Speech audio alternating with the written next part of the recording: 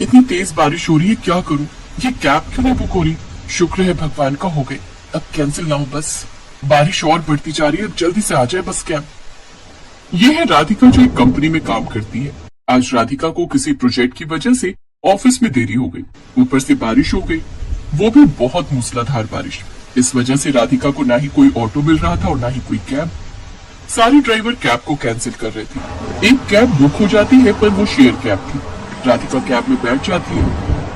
Cab में पहले ही एक और सवारी बैठी थी, वो था एक छोटी हाइट का लड़का। पर राधिका भी चुपचाप बैठी रही और वो लड़का भी। कुछ देर बाद राधिका का घर आ जाता है। राधिका का घर गली में जाकर था, तेजी से घर की ओर चली गई। अब तक बारिश थोड़ी रुक गई थी। राधिका, आज तूने आने में बहुत देर लगा दी, कहाँ रह गई थी? मुझे तो बहुत चिंता हो रही थी और तेरा फोन भी नहीं लग रहा था। मम्मी, आज ऑफिस में बहुत समय लग गया, काफी काम था और वापसी में बारिश इतनी तेज थी तो कुछ मिल ही नहीं रहा था आने का। बहुत मुश्किल से एक कैब मिली तो मैं घर पहुंची। मुझे फोन कर देना था ना, मैं स्कूटी पर आ जाता लेने के लिए। पापा, बारिश बहुत तेज थी, आप भी भीग जाते, इस वजह से मैंने सोचा मैं जैसे तैसे आ जाऊंगी। मम्मी, बहुत तेज भूख लगी है, मैं कपड़े चेंज करके आती हूँ, आप मुझे खाना दे दो प्लीज। अगले दिन राधिका जब ऑफिस के लिए तैयार हो रही थी तो वो बहुत परेशान थी। राधिका, क्या हुआ? परेशान क्यों है? मम्मी, मेरी डॉक्यूमेंट्स की फाइल कहीं नहीं मिल रही, वो फाइल मेरे लिए बहुत जरूरी है, आपने कहीं देखी है क्या? वो फाइल तो तू कल ऑफिस ले गई थी, कहीं ऑफिस में तो नहीं रह गई? हाँ, हो सकता है, ऑफिस जाकर देखती हूँ। राधिका ऑफिस जाती है पर उसकी फाइल उसे नहीं मिलती।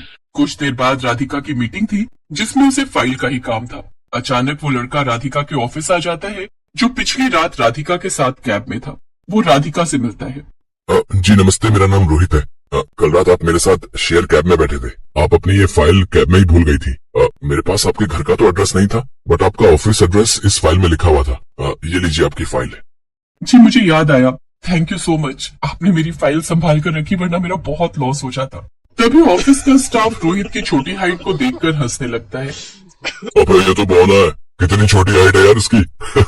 हाँ देखा था, और ये राधिका से मिलने क्यों आया है? कहीं ये बौना राधिका का बॉयफ्रेंड तो नहीं है? सब बहुत हंस रहे थे। राधिका और रोहित सबकी बातें सुन रहे थे। रोहित चुपचाप वहां से चला जाता है। कुछ दिनों बाद राधिका को पता चलता है कि उसके लिए एक बहुत अच्छे घर का रिश्ता आया है। बहन जी, लड़का बहुत अच्छा है, बहुत मेहनती है, आपकी बेटी उस घर में खुश रहेगी। मैं तो कहती हूँ रिश्ते के लिए हाँ कह दो।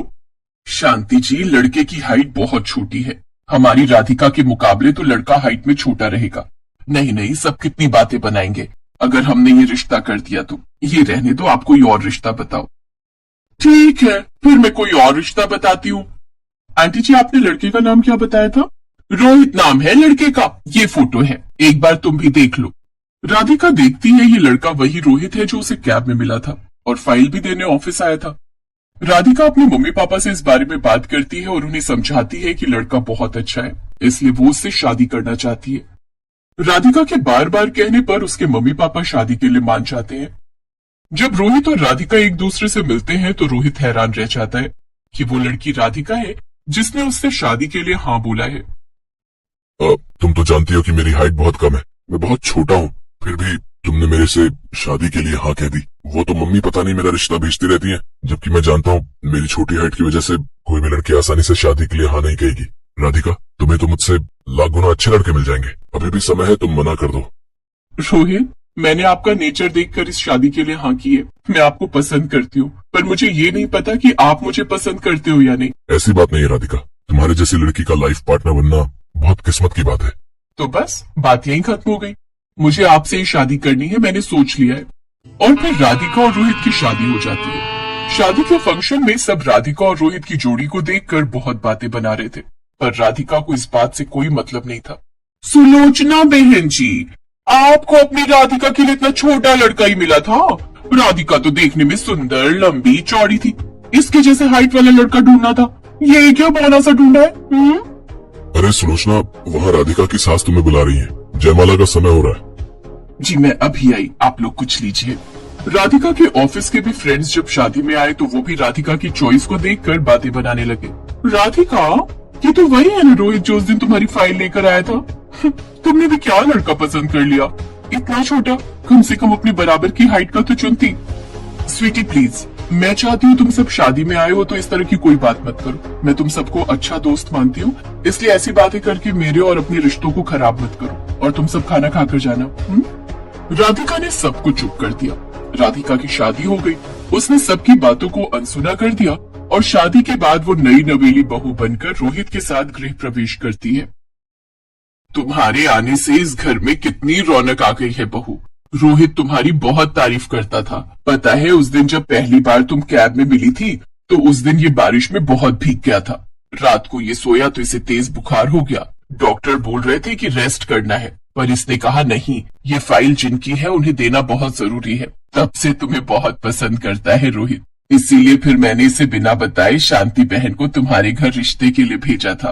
रोहित, आपको उस दिन बुखार था और आप मुझे तभी से पसंद करते हो। ये सब सुनकर मेरे मन में आपके लिए रिस्पेक्ट और बढ़ गई है। राधिका की आंखों में खुशी के आंसू आ जाते हैं, क्योंकि सचमुच रोहित बहुत अच्छे स्वभाव का था।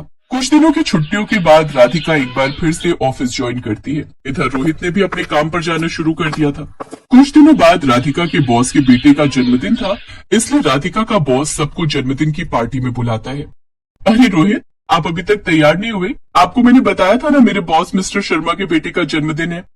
अब राधिका मन नहीं है जाने का। पता नहीं सब अजीब सी बातें करते हैं। ऐसे क्यों बोल रहे हो? चलो ना, कुछ नहीं होगा। जब मैं आपके साथ हूँ तो आप टेंशन क्यों ले रहे हो?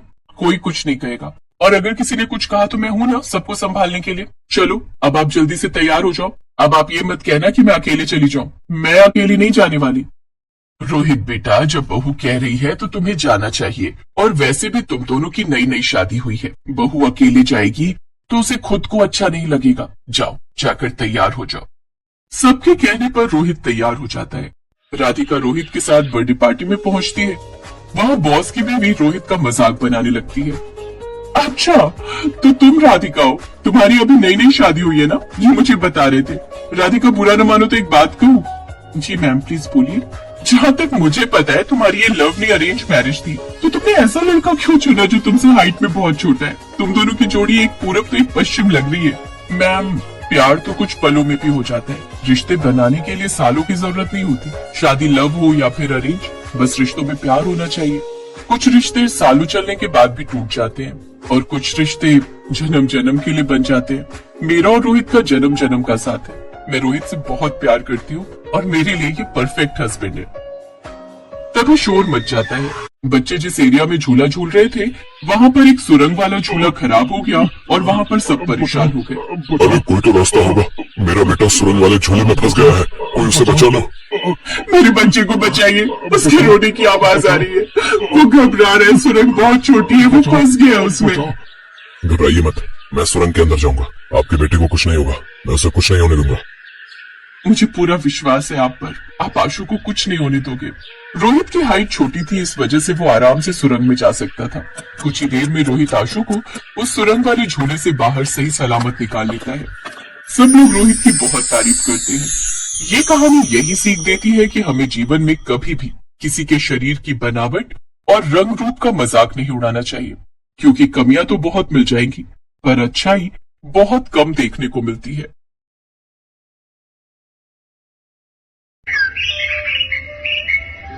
हम भी देखते हैं, या हमारे साथ कैसे नहीं जाएगा। ये मेरे पति हैं और मैं इनकी धर्म पत्नी हूँ। आप इनसे जबरदस्ती नहीं कर सकते। आज रजनी अपने जिस पति के लिए दुनिया से लड़ रही थी वो एक किन्नर है। सागर के जन्म से पहले सावित्री रामपुर में अपने पति रमेश और सास के साथ रहती थी। अरे सावित्री, क्या कर रही है? पता है ना, दाइमा बोल कर गई थी इस हालत में तू आराम किया कर। यही बात तो इसे मैं बोलती रहती हूँ, पर ये सुनती ही कहाँ है। मुड़ी मैया, अम्मा जी, बहुत तेज दर्द उठ रहा है। लगता है बहू के बच्चे का दर्द छिड़ गया है। रमेश, जल्दी से दाई माँ को बुला कर ले आ। अम्मा, तुम सावित्री को संभालो, मैं अभी लेकर आता हूँ। रमेश दाई माँ को लेकर आता है। वो और उसकी माँ दोनों बाहर इंतजार कर रहे थे। तभी दाई माँ बाहर आती है। उनका मुंह उतरा हुआ था। क्या बात है सुशीला, तेरा मुंह क्यों लटका हुआ है? बहू और बच्चा ठीक तो है? अब मैं क्या ही बोलूं अम्मा जी, तुम्हारे पिछले जन्मों का कर्म कह लो या इस जन्म की कोई भूल कह लो, तुम्हारी बहू ने एक किन्नर को जन्म दिया है। क्या? ये तू क्या कह रही है सुशीला? सावित्री बहू ने किन्नर को जन्म दिया है? सत्यानाश हो, जन्म भी दिया तो एक किन्नर को। अब क्या होगा अम्मा, हम तो पूरे गांव में मुंह दिखाने के लायक नहीं रहेंगे। मैं किन्नर का बाप कहलाऊंगा, ये हरगिज नहीं हो सकता। मैं अभी जाकर उस बच्चे की गर्दन दबा दूंगा। गाय माँ वहाँ से चली जाती है। रमेश गुस्से में सावित्री के पास जाता है और उस बच्चे का गला दबाने लगता है। नहीं नहीं, ऐसा मत करो। ये जैसा भी है, जो भी है, बदनसीब मेरी औलाद है। मेरी कोख से मैंने इसे जन्म दिया है। इसे मत मारो, छोड़ दो मेरे बच्चे को। रमेश, पड़ी रहने दे नासपीटी को इस नासपीटे के साथ। तू मेरे साथ आ। रमेश माँ के साथ बाहर जाता है। सावित्री उन दोनों की बातें सुन लेती है। देख रमेश, इस बच्चे को अभी हाथ लगाया तो पूरे गांव में शोर मच जाएगा। रात के अंधेरे में जब सावित्री सो रही होगी तब इस किन्नर को बहती नदी में फेंक देंगे। मैं अपने बेटे को कुछ नहीं होने दूंगी। मैं चली जाऊंगी यहाँ से। सावित्री अपने बेटे को लेकर वहाँ से भाग निकली और मंगलपुर गांव में आकर रहने लगी। सावित्री ने मजदूरी करके अपने बेटे सागर को पाल पोस कर बड़ा किया और उसकी कमजोरी दुनिया से छुपा कर रखी। सागर पढ़ लिख कर उसी गांव के एक स्कूल में पढ़ाने लगा। सागर गरीब बच्चों को मुफ्त में शिक्षा देता था। उन्हीं बच्चों में से एक बच्चा रजत भी था, जिसकी बड़ी बहन रजनी सागर को पसंद करती थी, पर सागर नहीं चाहता था कि रजनी उसके करीब आए। सागर, तुम मुझसे दूर क्यों रहते हो? यही कारण है ना कि मैं पढ़ी लिखी शहरी लड़कियों की तरह सुंदर नहीं दिखती। पर तुमने कभी मेरा दिल निकाल कर देखा होता तो इस पर तुम्हारा ही नाम लिखा है। रजनी, बस है कोई वजह जो मैं तुम्हें नहीं बता सकता। इस कारण तुम मुझसे कोई उम्मीद मत रखो। रजनी को बहुत दुख पहुंचता है। कुछ समय बाद रजनी की शादी विनोद नाम के लड़के से तय हो जाती, पर शादी के दिन विनोद का पिता दहेज की मांग लेकर अड़ जाता है। सेठ जी, मुझे कुछ दिन की मोहलत तो दो। जैसे ही फसल बिकेगी मैं बाकी के रुपए भी आपको दे जाऊंगा। और ठीक है, हम बारात वापस ले जाते हैं। ऐसा ना कहो जय किशन बाबू, बिन माँ के मेरे बच्चों ने पहले ही बहुत दुख झेले हैं। मेरी बच्ची से कोई शादी नहीं करेगा। भगवान के लिए ये शादी होने दो मालिक, मैं आपके पैर पड़ता हूँ। बापू, मेरे कारण तुम ऐसे लालची लोगों के पैरों में मत गिरो। जाते हैं तो जाने दो ऐसे लोगों को। मुझे भी ऐसे लालची लोगों के घर बहू बनकर नहीं जाना। इससे तो मैं कुंवारी ही अच्छी हूँ। चल बेटा विनोद, बारात वापस जाएगी। रुक जाओ किशन बाबू, ऐसा मत करो, रुक जाओ। रजनी की बारात वापस लौट जाती है। ये सदमा रजनी बर्दाश्त नहीं कर पाती और वो आत्महत्या करने के लिए कुएं में कूद जाती है। अचानक सागर उसे देख लेता है और वो भी उसके पीछे कुएं में कूद जाता है और किसी तरह रजनी को कुएं से बाहर लाता है। मेरी बच्ची, हे भगवान, क्या करने जा रही थी? अगर तुझे कुछ हो जाता सागर बेटा, तुम नहीं होते तो आज मेरी बच्ची। दीदी, आंखें खोलो ना, क्या हुआ दीदी? रजनी की जान बच जाती है। उसके मन में सागर के लिए और प्यार बढ़ जाता है। अब वो किसी न किसी बहाने सागर के घर जाने लगी थी। रजनी बिटिया, कैसी हो? मैं ठीक हूँ माँ जी। सागर कहीं दिखाई नहीं दे रहे। वो मैंने सूजी का हलवा बनाया था, सागर को बहुत पसंद है। मुझे पता था इसलिए ले आई। अच्छा, सिर्फ सागर के लिए ही लाई हो, मेरे लिए नहीं? नहीं नहीं माँ जी, आप भी खाओ ना। वो तो मैं बस। रजनी, तुम यहाँ? सागर, रजनी ने सूजी का हलवा बनाया था, वो तुम्हारे लिए लेकर आई है। अच्छा माँ जी, मैं चलती हूँ। मुझे बताना हलवा कैसा था। रजनी शर्माते हुए वहाँ से चली जाती है, पर सागर सावित्री से कहता है, माँ, रजनी मेरी सच्चाई नहीं जानती। मैं नहीं चाहता मेरे कारण उसकी जिंदगी खराब हो। मैं जहाँ तक समझ पा रहा हूँ वो मेरे लिए अपने मन में कुछ अलग ही सोच रही है। मैं चाहता हूँ वो मुझसे दूर रहे। ये बात वो नहीं जानती कि मैं एक किन्नर हूँ। मैं एक साधारण इंसान की तरह उसके काबिल नहीं हूँ। सागर को लगा था कि रजनी वहाँ से जा चुकी है, पर रजनी तो दरवाजे की ओट में खड़ी सारी बातें सुन लेती है। उसके पैरों से जमीन खिसक जाती है और उसकी आंखें आंसुओं से भर जाती हैं। वो सारी रात सागर के बारे में ही सोचती रही। अगले दिन रजनी उठी और वो सागर के घर पहुंची और सावित्री के पैर छूकर बोली, माँ जी, क्या आप मुझे बहू के रूप में स्वीकार करेंगी? रजनी, तुम सागर के बारे में कुछ नहीं जानती। सागर। माँ जी, मैंने कल आपकी और सागर की सारी बातें सुन ली थी। सागर की सच्चाई जानने के बाद मेरे दिल में सागर के लिए और प्रेम बढ़ गया है। सागर मेरे लिए पूरी तरह से मेरे पति बनने लायक है। सागर का दिल बहुत साफ है। जो लड़का पिताजी ने मेरे लिए देखा था वो लोग तो लालची निकले। घटिया लड़के से शादी करने से अच्छा है सागर जैसे नेक दिल इंसान से शादी करूं। मैं सागर को पसंद करती हूँ और मैं उन्हीं से शादी करूंगी। जुग जुग जियो मेरी बच्ची, तुमने मेरे बच्चे की जिंदगी में खुशियों के रंग भर दिए। सागर को भी सारी सच्चाई पता चलती है। रजनी के अटूट प्रेम को देखकर सागर उससे शादी के लिए हाँ कह देता है और रजनी की शादी सागर के साथ हो जाती है। एक दिन सावित्री का पति रमेश उस गांव में आता है और वो सावित्री और सागर को एक दुकान पर खड़ा देख लेता है। सावित्री सागर के साथ घर की तरफ निकलती है तो रमेश उस दुकानदार के पास जाता है। भैया, ये जो अभी एक औरत तुम्हारे से सामान लेने आई थी, ये कौन है? ये तो सावित्री बहन है और साथ में उनका बेटा सागर है, स्कूल में मास्टर है। अभी अभी शादी हुई है इसकी। ये कैसे हो सकता है? मेरा बेटा तो किन्नर था, एक किन्नर पति कैसे बन सकता है? जरूर सावित्री ने इसके किन्नर होने की बात सबसे छुपा कर रखी है। अगर मैं शहर में किन्नर को जाकर ये सच्चाई बता दूं तो वो इसे उठा कर ले जाएंगे और बदले में मुझे अच्छे खासे पैसे दे देंगे। मेरे तो मजे ही आ जाएंगे। रमेश सागर का सगा बाप होने के बावजूद भी इतनी घटिया हरकत करता है कि वो शहर जाकर किन्नरों को सागर की सच्चाई बता देता है और उनसे बदले में 50,000 रुपए ले लेता है। सभी किन्नर सागर को लेने गांव पहुंच जाते हैं। रजनी उस समय अपने पिता के घर गई हुई थी। सब गांव वाले भी सच्चाई को जान जाते हैं। हाय हाय, मैं भी देखती हूँ तू कैसे हमारे साथ नहीं जाएगा। तू किन्नर है और हम तुझे अपने साथ लेकर जाएंगे। तेरे बाप को 50,000 रुपए दिए हैं, उसी ने हमें तेरी सच्चाई बताई है। मैं क्या करूँ माँ, कुछ समझ नहीं आ रहा। मेरा अपना बाप ही मेरे खिलाफ हो गया। मुझे नहीं पता था काला साया बनकर तेरा पिता तेरा दुश्मन बन जाएगा। बचपन में तो मैंने तुझे उससे बचा लिया था। हे ईश्वर, मेरे बच्चे को बचाओ। तभी रजनी आ जाती है और वो किन्नरों का रास्ता रोक देती है। अरे ये औरत तो पागल हो गई है। एक किन्नर को अपना पति कहती है। जब तक ये हमारे साथ नहीं जाएगा हम यहाँ से नहीं हिलेंगे। अरे हमने पैसे दिए हैं इसे यहाँ से ले जाने के। ये मेरे पति हैं और ये अपनी मर्जी से कहीं भी रह सकते हैं। तुम इनके साथ जबरदस्ती नहीं कर सकते हो। कानून के हिसाब से किसी को भी अपनी मर्जी से जिंदगी जीने का हक होता है और सागर और मैं एक खुशहाल जिंदगी जी रहे हैं। गांव वाले रजनी के साहस की प्रशंसा करते हैं और सब उसका साथ देते हैं। गांव वाले जानते थे कि सागर एक भला इंसान है। सब गांव वाले मिलकर पैसे इकट्ठे करते हैं और किन्नरों को पकड़ाते हैं। ये लो, हम सब गांव वालों ने 50,000 रुपए जोड़कर दे दिए हैं। अब तुम आज के बाद सागर को बिल्कुल भी तंग नहीं करोगे।